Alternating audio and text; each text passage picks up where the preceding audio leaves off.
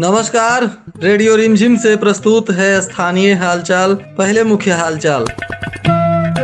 शहर में अब नारायणी सेना करेगी महिलाओं की सुरक्षा। एसपी ने हरी झंडी दिखाकर किया रवाना।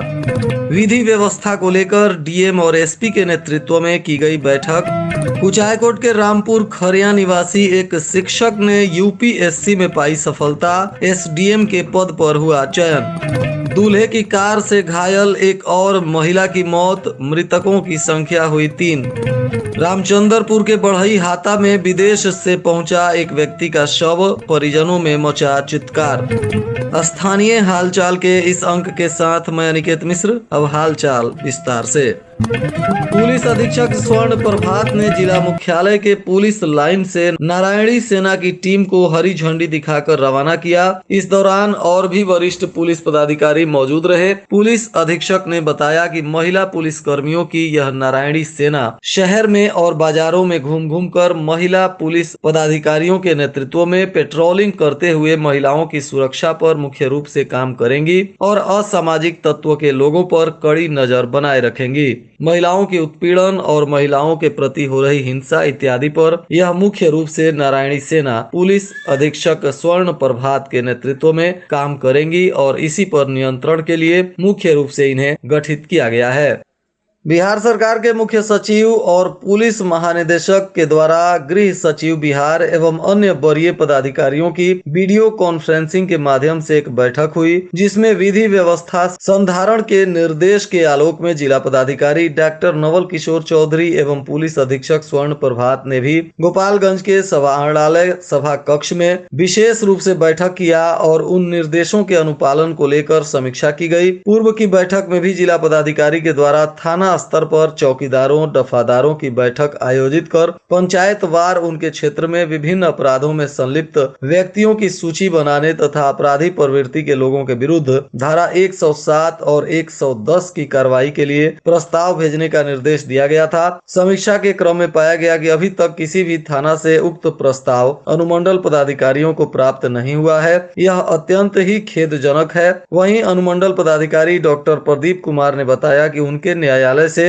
107 के तहत 222 वारंट निर्गत किया गया था। विभिन्न थानों को उक्त वारंट प्राप्त हो जाने के बावजूद भी किसी भी थाना से कोई वारंटी उपस्थित नहीं कराया गया है। इस पर पदाधिकारियों ने खेद व्यक्त किया और कहा कि अनुमंडल पुलिस पदाधिकारी हथुआ के द्वारा बताया गया कि 107 के तहत 2 लोगों को गिरफ्तार किया गया है, जिनमें से एक हथुआ थाना और एक मीरगंज थाना के द्वारा गिरफ्तार कर जेल भेजा गया है। जिला पदाधिकारी के द्वारा निर्देश दिया गया था कि जिले के शस्त्र अनुज्ञप्ति धारियों के अनुज्ञप्ति एवं धारित शस्त्रों का सत्यापन भी थाना स्तर पर किया जाए। साथ ही देश के पूर्वोत्तर राज्यों से निर्गत शस्त्र अनुज्ञप्ति या जिनकी प्रविष्टि जिले के ओडी पंजी में नहीं हुई है, जो अवैध हैं, एवं उक्त अनुज्ञप्ति पर आधारित शस्त्र भी अवैध हैं, उन्हें सत्यापित कर तत्काल जब्त करने का भी निर्देश दिया गया था। इस संदर्भ में अब तक किसी भी थाना स्तर से कोई कार्रवाई नहीं की गई है, जिसके लिए डीएम ने खेद प्रकट किया। साथ ही इस संबंध में त्वरित कार्रवाई करने का भी निर्देश दिया गया। कुचायकोट प्रखंड के रामपुर खरिया पंचायत के हाता मठिया गांव के रहने वाले और वर्तमान में भोरे प्रखंड के उत्क्रमित मध्य विद्यालय नदवा में नियोजित शिक्षक के पद पर तैनात डॉक्टर पंकज कुमार राम को यूपीएससी में 34वां स्थान प्राप्त हुआ है और उन्हें एसडीएम के पद पर चयनित किया गया है, जिसको लेकर उन्हें स्थानीय लोगों और उनके शुभचिंतकों ने बधाई और शुभकामनाएं दी।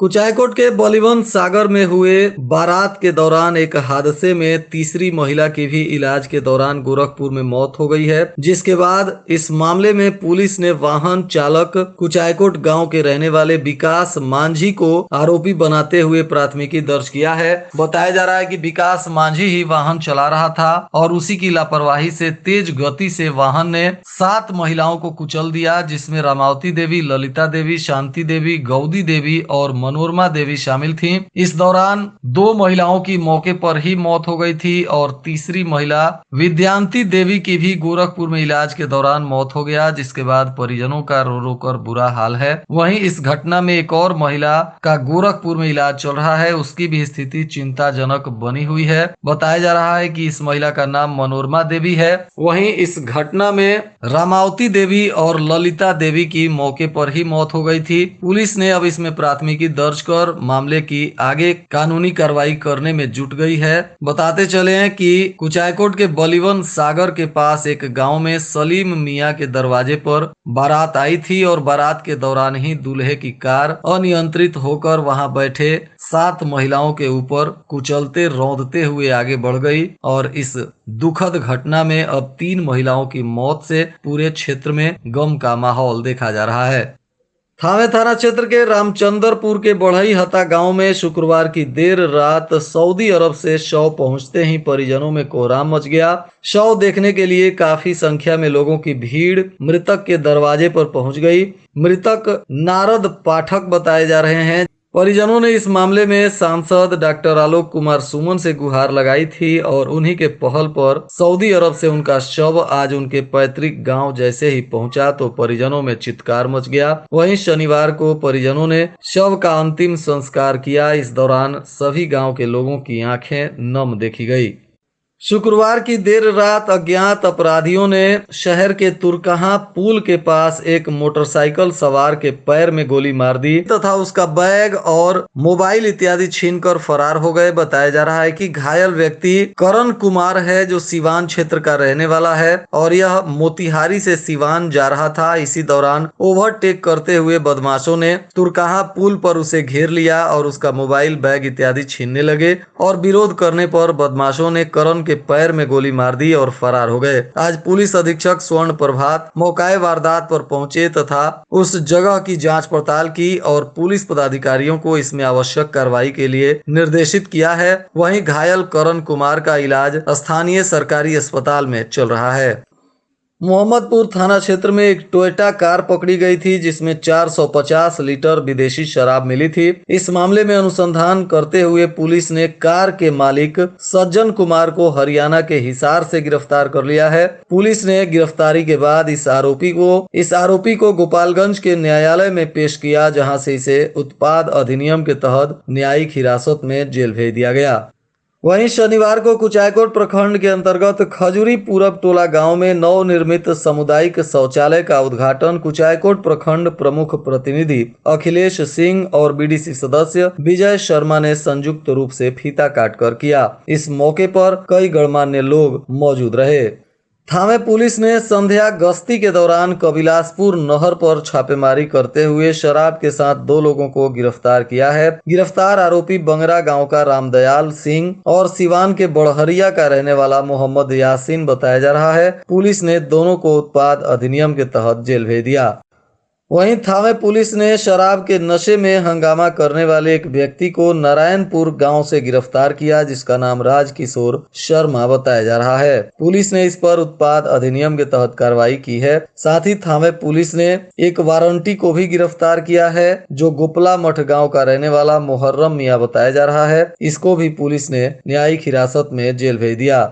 शनिवार को जिले के सभी थानों में जनता दरबार का आयोजन किया गया, जहां अंचलाधिकारी और थानाध्यक्ष के नेतृत्व में लोगों की भूमि से संबंधित मामलों की सुनवाई हुई। इनमें से बहुत सारे मामलों का निष्पादन भी किया गया और बहुत सारे मामलों में अगली तारीख भी दी गई। वहीं थावे पुलिस ने थावे थाना गेट के सामने नेशनल हाईवे पर वाहन जांच अभियान चलाया। इस दौरान एमबीआई सुनील कुमार सिंह और प्रवर्तन अवर निरीक्षक बसंत कुमार के नेतृत्व में वाहनों की सघन जांच की गई, जिससे वाहन चालकों में हड़कंप देखा गया। इस दौरान वाहन चालकों से 1,20,000 रुपए का चालान काटा गया। बैकुंठपुर प्रखंड के दक्षिण बनकटी गांव में एक गाय ने 2 बछियों को जन्म दिया है और फिलहाल दोनों बछियां स्वस्थ हैं। बताया जा रहा है कि यह गाय बनकटी गांव के किसान प्रमोद कुमार शाह की है, जिसने जुड़वा बछियों को जन्म दिया है। सिधवलिया निबंधन कार्यालय मोहम्मदपुर के प्रांगण में शोक सभा आयोजित कर प्रशिक्षु कातिब के हृदय गति रुक जाने से मौत के बाद उनको श्रद्धांजलि दी गई और उनकी आत्मा की शांति के लिए 2 मिनट का मौन रखकर ईश्वर से प्रार्थना किया गया। बताते चले कि मृत प्रशिक्षु कातिब का नाम शत्रुघ्न प्रसाद श्रीवास्तव है, जो सुपौली गांव के रहने वाले थे और हृदय गति रुकने से उनकी मौत हो गई। लोगों ने कहा कि वे काफी मिलनसार और समाजसेवी थे, इस वजह से उनको श्रद्धांजलि दी गई। वहीं कटिया पुलिस ने अहिरौली के रहने वाले रुदल राम को शराब के साथ गिरफ्तार कर लिया है। पूछताछ के बाद इसे जेल भेज दिया गया। साथ ही एक और इसका सहयोगी शराब तस्करी में इसके साथ था, जो पुलिस को देखकर फरार हो गया है। उसको भी पकड़ने के लिए पुलिस अभियान चला रही है। और आज के मौसम का तापमान गोपालगंज में न्यूनतम 24 डिग्री सेल्सियस और अधिकतम 33 डिग्री सेल्सियस रहने की संभावना है। अंत में मुख्य हालचाल एक बार फिर। शहर में अब नारायणी सेना करेगी महिलाओं की सुरक्षा, एसपी ने हरी झंडी दिखाकर किया रवाना। विधि व्यवस्था को लेकर डीएम और एसपी के नेतृत्व में की गई बैठक।